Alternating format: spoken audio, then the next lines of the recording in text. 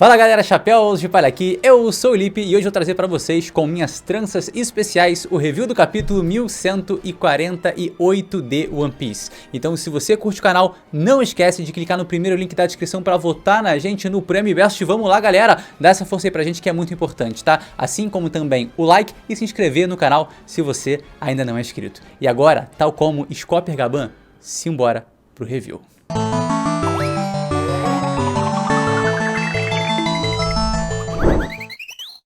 E antes do capítulo a gente tem a história de capa, onde Yamato segue em direção a Hakumai para entregar o chapéu ali especial de Otama para Kawamatsu. E eu sou o Scopper Gaban e hoje no review do capítulo 1148 eu amassei todo mundo. Esquece o poder mágico, o novo haki, o demoníaco, o gigante, o lombrador, o devorador. Chegou. E a pergunta que fica é: tu já foi pra Wano pegar o chapéu do Kawamatsu? Ainda não. E o capítulo abre dando foco justamente em uma das crianças que alguém falou aqui no último review como é inspirada. Inspirada em um livro sueco, obviamente nórdico, em que a gente tem uma garota chamada Ronja. E inclusive ela tem um grande senso de justiça. Ela é uma garota guerreira, independente, que tem autonomia. E parece que Eiichiro Oda certamente se inspirou no que está escrito dentro dessas páginas. Inclusive, a temática de livros e sua importância vai estar extremamente presente nesse capítulo. Será que é por isso que Oda nomeia ele tal como esse aqui, que a gente tem em mãos? E esse foco nas crianças não é à toa, e ele pegar uma criança importante do passado, uma referência histórica, adiciona um peso maior. Porque também está mostrando como o povo de Elbaf mudou, e que indicativo melhor do que a geração mais jovem para mostrar como gigantes guerreiros também podem amar ler, podem também amar escola, os amigos e tudo mais. Forte mensagem. Leia livros. E exatamente como é inspirado em sua contrapartida nórdica do livro, ela mostra ali toda a sua coragem, toda a sua confiança, quando mesmo ali a milhares de metros de altura, tendo que seguir uma prancha virtual feita de seta, ela ainda reconforta os seus colegas falando Relaxa, que tá rapaziada. tudo bem. Tá tudo Mas não certo. tá, né? E como a gente já teve no capítulo passado, o Sommers, que inclusive agarrou muito na partida do Barcelona contra o Inter de Milão, mano, foi o grande jogador da partida, né? Foi o grande destaque. Ele tá simplesmente cobrando o Jaru, falando: irmão, olha só, decide isso, você tem 30 segundos. E o Jaru fica, ó, naquela assim, ó, opa, o que eu faço? Sou vilão ou não sou? Esqueci amnésia? Eu não sei. Lipe, eu acho que você tocou num ponto muito interessante, que é justamente a confiança que o Sommers tá no Yaru. E como o Yaru não parece estar respondendo com o que a gente espera, ou ele é realmente um ator do nível do Kanjuro, ou então eu acho que aconteceu alguma coisa que o governo mundial não estava esperando e eles vão ficar de otários. Ele ficou gagá. Ele ficou gagá, ele ficou com amnésia e eu tenho quase certeza que piorou quando o Sop deu um tapão na espada, gente. Lobotomia não é brincadeira. Cara, eu não sei quem fez isso com o meu chapéu agora, mas do nada ele flechou pra minha cara, né? Que eu não tô entendendo. Enfim. E aí entra o grande contraste do capítulo, né? A vida de crianças inocentes ou livros, arquivos do passado, documentos que nunca mais serão recuperados se forem queimados nesse local. Um dilema muito forte para vários personagens, incluindo nossa querida arqueóloga e favorita Nico Robin, que tem toda essa ligação com crianças por ter sido uma criança completamente abandonada. Em Ohara ela já sofria um bullyingzinho ali, inclusive, tá? Mas a galera da arqueologia abraçava ela. E a gente tem também os livros, né? A herança do passado, que para ela também é muito valiosa. E como eu mencionei, acho que há 2 capítulos atrás, ela não ia aguentar. Não tinha como sustentar essa pressão de, cara, o que tá acontecendo e eu vou ficar parada. Não faz parte dela. E ela vai pra cima. E justamente, desde Alabasta, quando a Robin ainda é apresentada como vilã, a gente já sabe que ela tem um interesse particular por ruínas e questões arqueológicas. Só que no início isso fica reduzido ao Poneglyph, ao rio Poneglyph. Lá em Skype a gente descobre que todas as ruínas, todas as memórias históricas são hiper relevantes para Robin. Um dos guardas do anel chega e chuta uma ruína e ela já fica revoltada. Então imagina jogar fogo em todos os livros da história resgatados de Ohara, da terra natal dela. é um equivalente muito poderoso para ela ficar simplesmente indiferente. E claro, essa imagem de conhecimento histórico inestimável pegando fogo é uma tragédia que já se repetiu várias vezes durante a história da humanidade. Um exemplo da antiguidade, por exemplo, é a Biblioteca de Alexandria sendo queimada. E quanto conhecimento daquelas eras se perdeu para sempre que até hoje a gente não entende. E claro, um exemplo tão triste quanto, só que mais recente, seriam os queimando vários livros não aprovados pelo regime durante o início da Segunda Guerra e os tempos de terror do Hitler lá durante os anos 30. Então, toma aí mais paralelo que o Oda tá colocando nos vilões queimando livros. Oda Grêmio. E a gente vai para outra região de Elbaf que complementa todo o cenário, né? A gente tem um grupo ali ficando para trás para proteger, né, e segurar aqueles monstros terríveis, pesadelos criados pelo nosso nada querido Killingham. Enquanto isso, a gente tem uma galera indo pela Rota 8 ali para tentar salvar as crianças, mas eu diria para eles, estão um pouco devagar. Calma. Ripley, calma. Você viu quem foi ali na frente e você sabe que ele é gigante, mano. Muito maneiro como o Oda tá representando que vão chegar mais pessoas pra ajudar, mas ao mesmo tempo destacando a velocidade do Gaban. Mesmo com a idade avançada, a diferença de tempo que ele vai chegar na frente de vários gigantes poderosos de Elbaf vai realmente definir como ele tá em outro patamar. Simplesmente o Rayleigh parando o Kizaru na velocidade da luz. Esses velhos de 20 anos aposentados são sinistros, né? Eles nem alongam, mano. Eles não fazem um alongamento. Já. É o poder do amor. Graças a Deus. E aí, seguindo o que o Derek estava falando sobre a destruição dos livros, né, a gente tem esse belíssimo discurso do Somers falando sobre nós queremos que todos os livros aqui sejam destruídos porque a gente quer acabar com a sua cultura e com a sua história. Essa é a gota d'água para a ação da Robin com Cienfuros Kurasupedia Wikipedia Cross Giruda. Esse é o trocadilho. Enciclopédia Craspédia. Sacado, moleque. Porra. Sacado. Big Brain, aqui ó, é o chapéu pro tamanho do meu cérebro. Aqui é só cérebro aqui embaixo. Chapadinho, de um lado e de outro. Lisinho. Levantar vai ser o cara do Jujutsu. Vai ser o bicho do Jujutsu se eu levantar aqui. Tá maluco, rugoso. Rugosaço. Eu vou entrar aqui no termo visual, enquanto o Derek vai entrar no termo técnico. O visual é o seguinte, cara, essa Crespédia, ela é simplesmente uma planta que tem um cabo bem fininho e lá na frente ela engrossa. Lá ele 1000 vezes. Então é basicamente como se fosse um grandíssimo porradão na cara do Somers, que é como a gente vê ali os braços dela se formando e acertando um belo de um golpe. Já quando a gente fala do termo, né, do nome... É uma escolha interessante, porque Craspédia, eu acho que Cras em japonês pode remeter a classe, né, como se fosse uma classe de educação. Curas. E pédia, obviamente, é um sufixo ali que remete à enciclopédia, a conhecimento, a livros, a conhecimento histórico. E as enciclopédias são, exato, e são justamente o que guarda a memória da história. Então, o que a Robin tá fazendo ali? Uma representação de um socão que também protege a história e o conhecimento. Pum! Que prazer ver esse balaço na cara do homem, hein? Pelo amor de Deus, mas não vai durar muito. Não vai durar... Não. Vamos curtir enquanto dura. Vamos curtir enquanto dura. Não vou quebrar essa aí, não. Será eterno enquanto durar. Muito bom ver isso acontecer. E a sequência, inclusive, é excelente, tá? Ver a Robin na ação, caindo na porrada, sentando o pau nesse babaca, foi extremamente satisfatório. Porque foi, mano. E momento Naruto clássico, né? Porque eu acho que a Robin usa os poderes dela com muita inteligência contra um personagem que em nível cheio absoluto de trocadilho. É nitidamente mais poderoso. A gente vai comentar isso já. Vem, Hidan.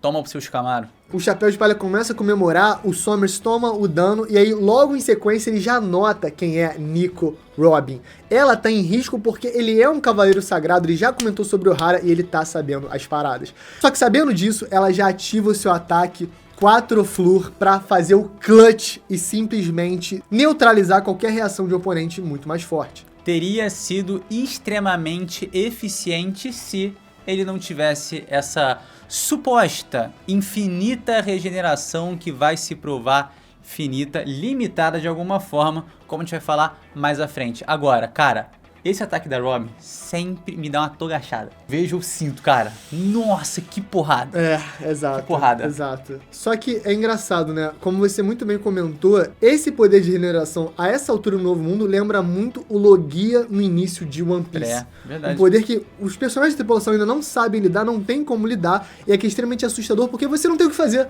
Você fica com as mãos atadas. É muito roubado. E quem vai ensinar pra ele a solução? Quem será que vai mostrar isso pra gente? E talvez a gente tenha tido nesse capítulo um pouco da explicação da origem dessa regeneração infinita. Você percebeu que nosso querido Usopp profere palavras. Ele é um zumbi. Uma suposição, uma hipótese ou uma suposta mentira que vai se tornar realidade?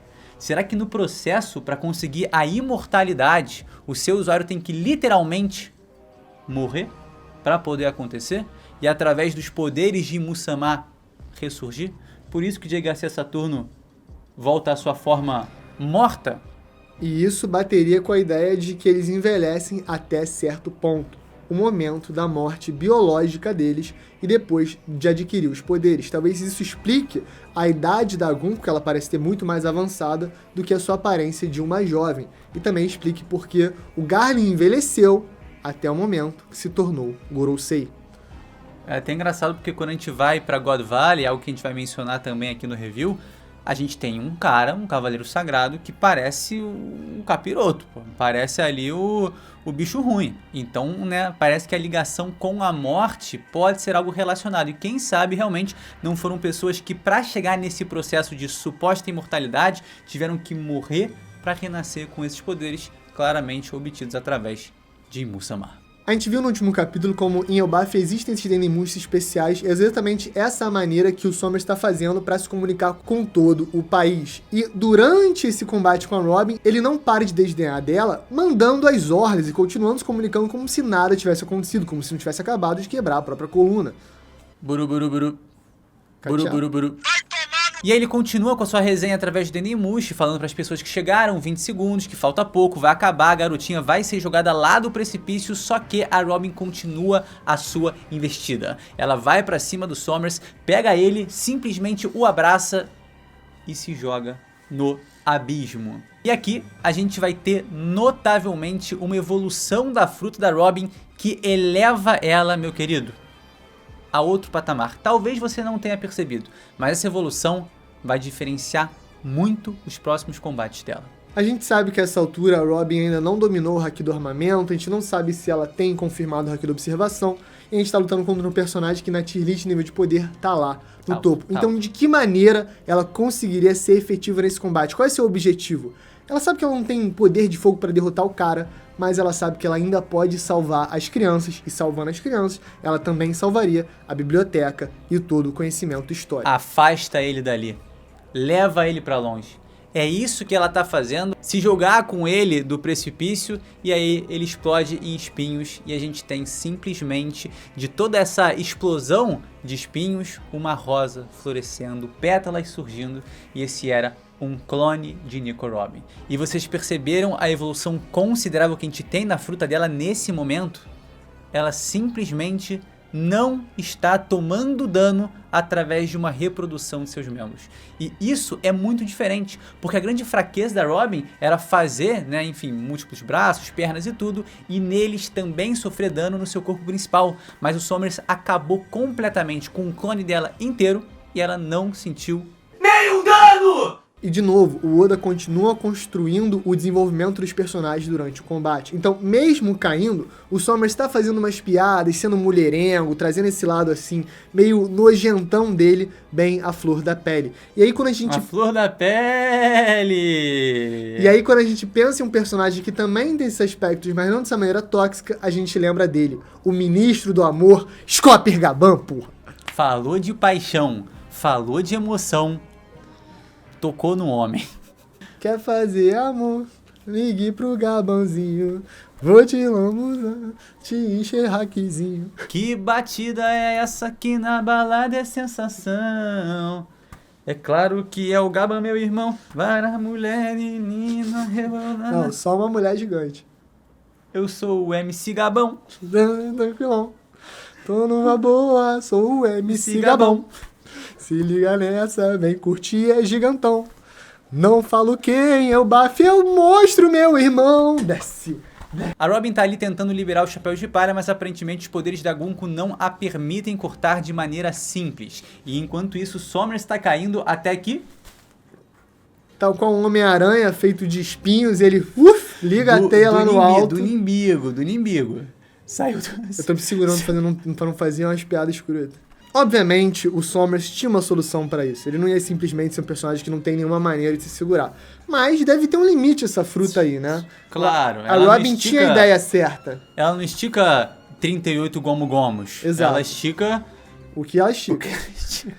Então, ele consegue se segurar... Ela não estica 38 de copa. O que, na prática, deixa o Chapéu de Palha no mesmo lugar.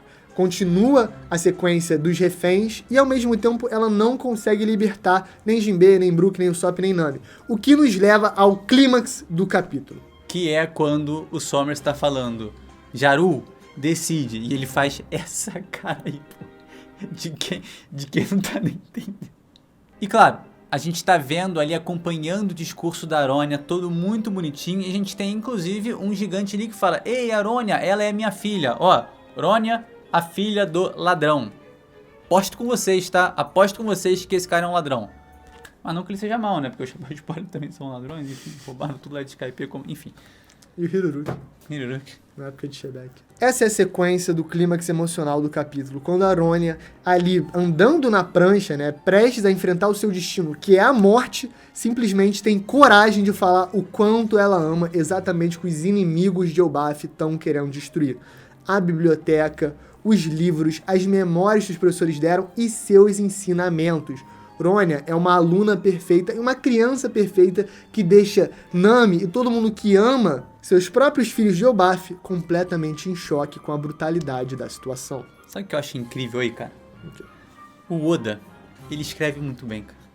Ele tem controle do que o espectador vai sentir. Por que eu tô falando isso? Cara, terminou o capítulo, todo mundo, a Aronia é a melhor criança. No capítulo 1147, a gente terminou ele, todo mundo, cara, o Kron é o brabo, beleza, mas a Aronia é a melhor criança. A Aronia tocou o coração de todo mundo com 3 falas. E agora quem ele vai usar das 10 crianças que estão ali pra ser que vai ser sacrificada? A Aronia.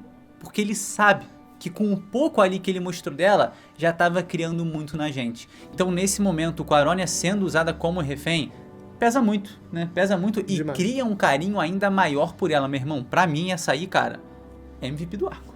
Gold. Com certeza. Sem contar...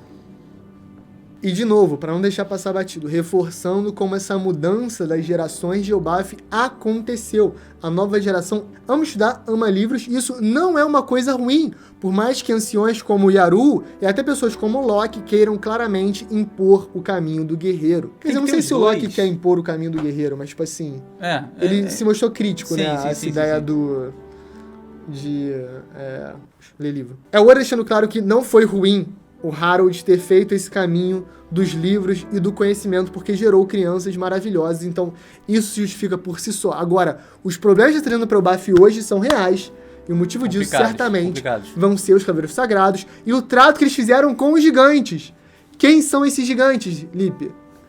Nem eles lembram, porque o Yaru está com amnésia. Oda gênio, gente, olha que coisa brilhante. Reconhecendo o cenário que ela vive, a Aronia fala que eu sempre tive sorte. Vai ficar tudo bem. A contagem regressiva chega a 2, 1 e a decisão do Jaru é tomada.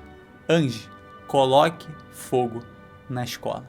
Com lágrimas nos olhos, com peso no peito e não na consciência, porque ele esqueceu. Esqueceu.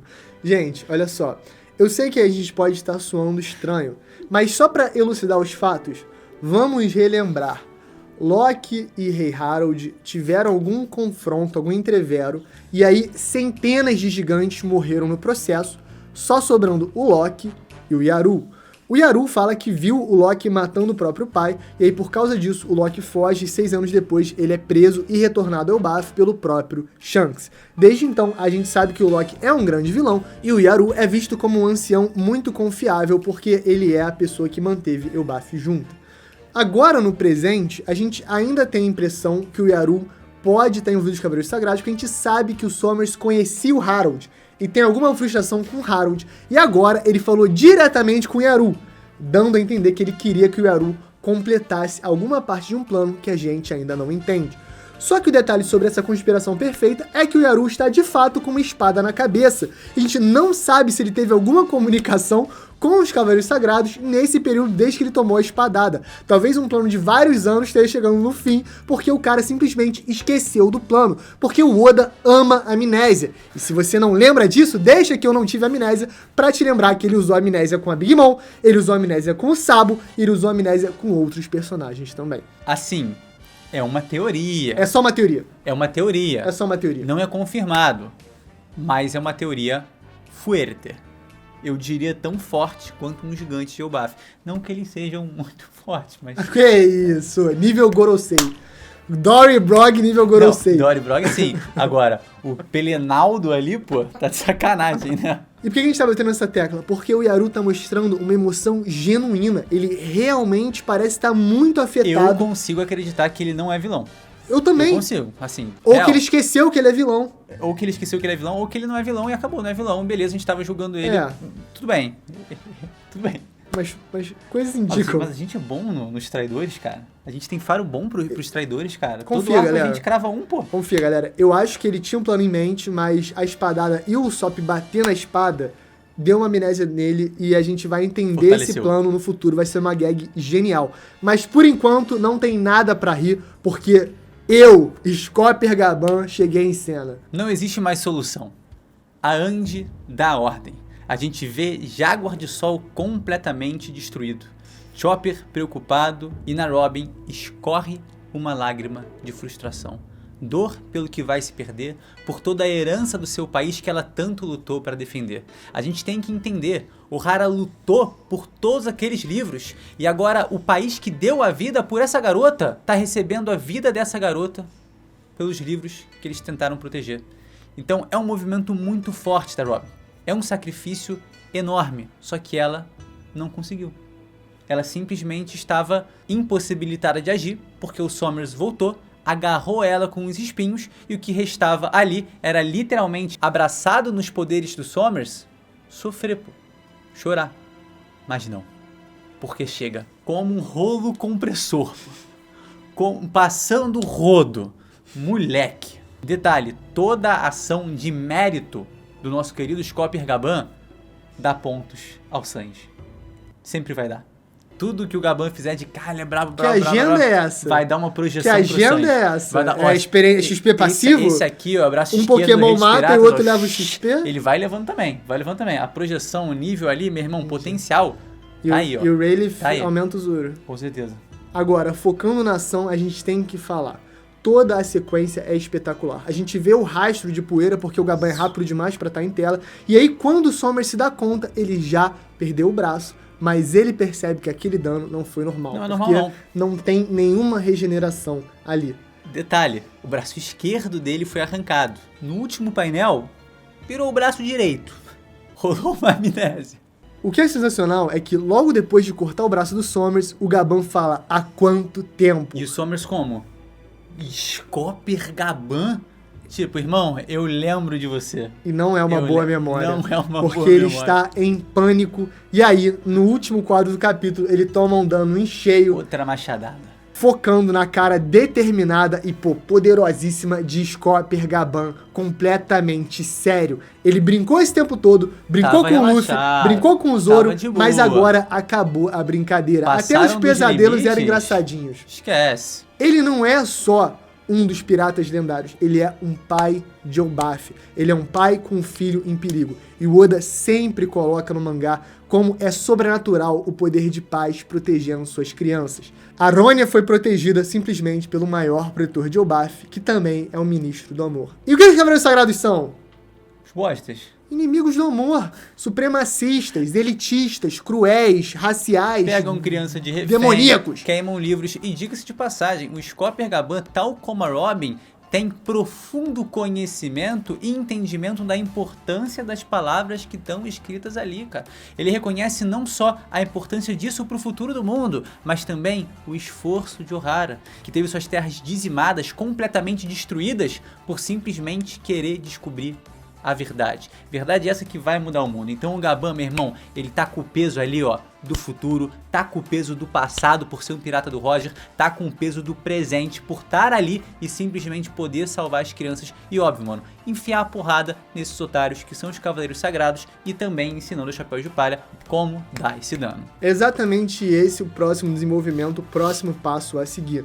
Agora, sabe o que seria muito interessante? Eu acabei de pensar. A gente já tem a expectativa do Gaban ensinar para principalmente Luffy, Zoro e Sanji, que são os maiores combatentes do bando, como usar essas habilidades para derrotar os Cavaleiros Sagrados. Mas, perante ao Gaban agora, a gente tem Chopper, Robin, Brook, Jinbe e Nami.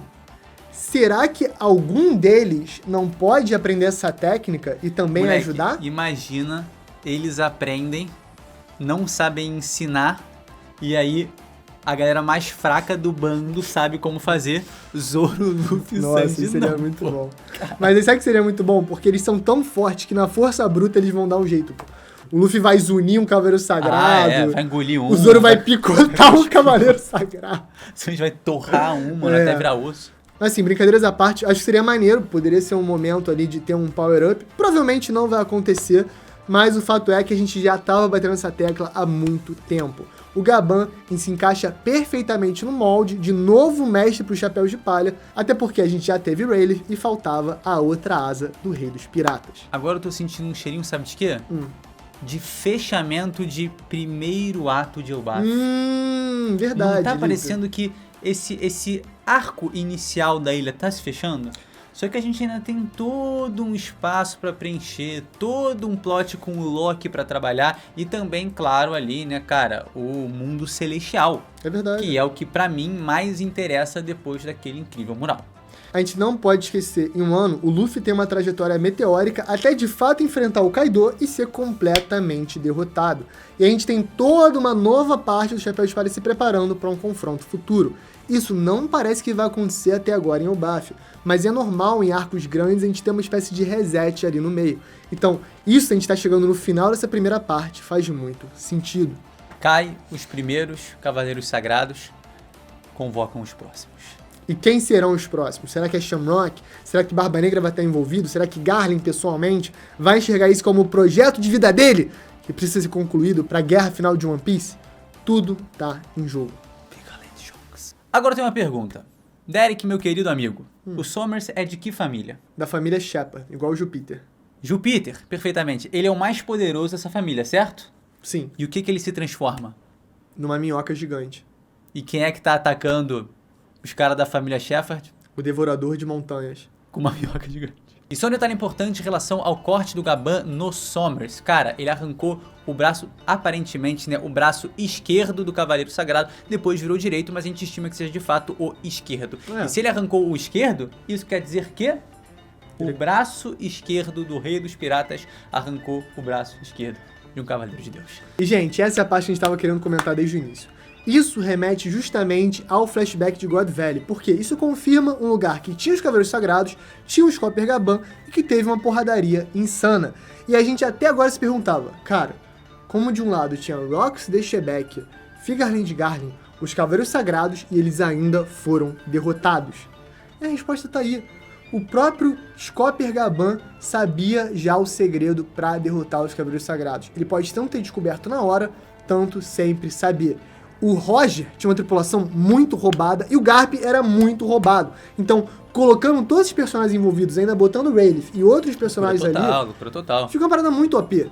Foi ali a maior concentração de nível de poder da obra desde provavelmente a Guerra do Século Perdido, pô, é fato. E assim, pra ser bem sincero, né, cara, Sommers ou qualquer que seja o outro Cavaleiro Sagrado que tava lá presente sem ser o Garlin, era raspa da bosta, pô, de God Valley. Não tinha nível de poder. Era um cocôzão ali no meio, pô. Não era nada, tá ligado? Não tinha nível de poder pra pouco, lidar. como a gente tá vendo agora. O Scopper Gaban, que é o terceiro da tripulação do Roger, irmão, tá macetando esse cara. 30 anos depois. Velho, 38 anos aposentado, depois. e o outro lá imortal, cheio de sacanagem, de bagulho, assim, não existe comparação. A galera de God Valley tava ali num nível muito, muito, muito elevado, e esses Cavaleiros Sagrados que a gente tá enfrentando agora, se é que todos estavam lá, algum que talvez não estivesse, tal, etc, mas beleza, eram, mano, base. eram base ali, base baixa. Os caras que estavam presentes, as principais figuras, eram muito acima. Muito acima. Então isso pra mim confirma duas coisas. A primeira, os Cavaleiros Sagrados não vão ser os vilões finais de Elbaf. Eles não têm nível de poder, porque se o Gaban a essa chegar altura... o Shamrock, aí já começa a mudar, né? Exato, tem que no mínimo chegar o é, Shamrock. é. Se o Gaban a essa altura tá conseguindo dar esse dano no Sommers, e aí ele possivelmente vai ensinar pro Luffy, pra galera, vai ficar muito difícil pra Gunko e pro Kirin fazer essa diferença. A segunda coisa é que os próximos vilões que vierem vão estar acima do nível do Gaban. Por quê? Porque simplesmente não tem como o Gaban solar todo mundo, senão vira One Gaban Pícico. E aí não dá. Então eu tô achando que vai vir o Shamrock, ou o Garlin, ou algum personagem top tier que a gente nem conheça não ainda. Tem nível acima do Gaban, cara. O Luffy solo o Gaban, Lipe. Figarland Shonks, Figarland Garlin são potenciais adversários pro fechamento de Elbaf. Sim. Ou, eu acho que apostar na surpresa seria apostar numa aliança Barba Negra Cavaleiros Sagrados. Vale lembrar que o Barba Negra tava ali ligando pro Lafter falando, pô, tu tá do ladinho de Mary Jo aí, fica ligado, vamos colocar nosso plano em ação. E a gente sabe que ele quer ascender nos patamares, ele já queria virar um rei legítimo, ele já queria poder também querer subir ali pra virar um Tenryubito. E quiçá, por que não um Cavaleiro Sagrado pra tentar virar Gorosei e depois roubar o trono de Imu-sama. Então o caminho natural do Barba Negra na sociedade, nessa hierarquia que a gente vê no mundo de One Piece, meu irmão, ele tá, ó, indo. Alpinista de Marejo, alpinista da Red Line, subindo lá em cima, ele quer. Então, poderia ser possível a gente aparecer aí, mano, com um Lafite chegando no meio de Elbaf do nada, summonado pelo capeta. O Van Auger tem a Akuma no Mi do teleporte. E se alguma maneira ele conseguir teleportar o Barba Negra, e aí vem o Shamrock pelo abismo, tem várias maneiras deles aparecerem. Só que o interessante aí, vocês não podem esquecer isso. O Figarland Shamrock e o Figarland Garlin têm um interesse especial em Elbaf. Isso eu acho que tá ficando bem nítido pela história. E quando os outros cavaleiros não conseguirem garantir, eles vão ficar um pouquinho mais desesperados e um pouquinho mais abertos a receber ajuda de qualquer lugar.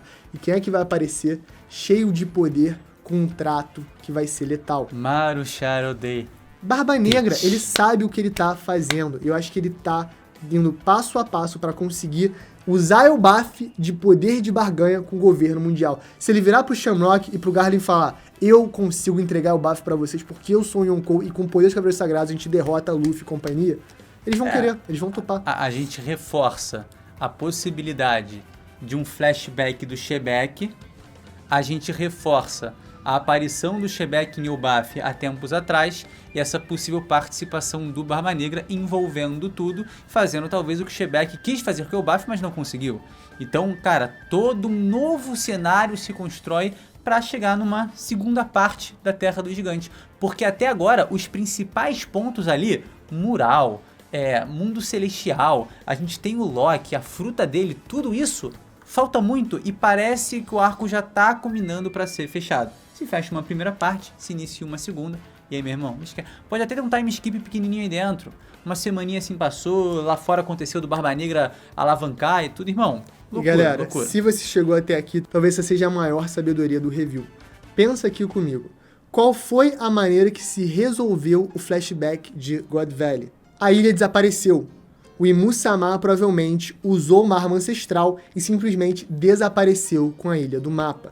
A gente sabe que tem várias conexões a God Valley agora, tanto do Sommers e Gaban, quanto o próprio flashback do Loki que lembra do Rox de Shebek. Se a gente reviver God Valley de uma maneira em Elbaf, faz muito sentido que agora que o Gorosei e o Imu têm em suas mãos Vegapunk e York, a Mother Flame e também a estação de energia capaz de processar esse poder, faz tudo que o timer dessa ilha, né, do mesmo jeito que você tinha a gaiola em Dressrosa, do mesmo jeito que um ano ia cair o Onigashima, agora seja um golpe final de Imu que vai acabar com o Elbaf. É o famoso recurso Ticking Clock ali, né? Tá vindo. Alguma Então, coisa externa tá fechando. A gente ali. tá na parte 1, fica esperto pra, da parte 2 pra parte 3, a gente ter o flashback de God Valley mais incorporado, e aí levar a gente pra parte 3, que vai ser o timer de Uranus em Elbaf. E o que vai ser isso? O Apocalipse, Ragnarok, vai ter que acabar tudo, gente. Aqui, ó. Elbaf tá Aqui, só ó. acabando. Aqui, ó. Sabe o Elbaf que tá é isso só aqui? começando. Sabe o que é isso? O que é isso? Ovo do Roger. Já cravei com o Gaban, Elbaf tá só começando, galera. O ovo do Roger é gigante. De onde é que ele veio? Uma da cloaca terra dos gigante. gigantes. Perfeito. Meus queridos, esse foi o review do capítulo 1148 de One Piece com tranças e... Chapéu do Gaban. Schoffen Skopper-Gaban. Nosso querido Schoffen Skopper-Gaban. E é isso. Não esquece de clicar no primeiro link da descrição pra votar na gente no prêmio Ibest, muito importante. Olha o que eu tenho aqui, ó. Ibest, gente. Olha o que eu tenho aqui, ó. O Akuma no Mi, pô. Então vota na gente. Vota a gente no Ibest, checa o link na descrição, deixa o like, se inscreve, review do capítulo 1148. Delícia, maravilha, cara. E é isso, galera. Tamo junto. Valeu.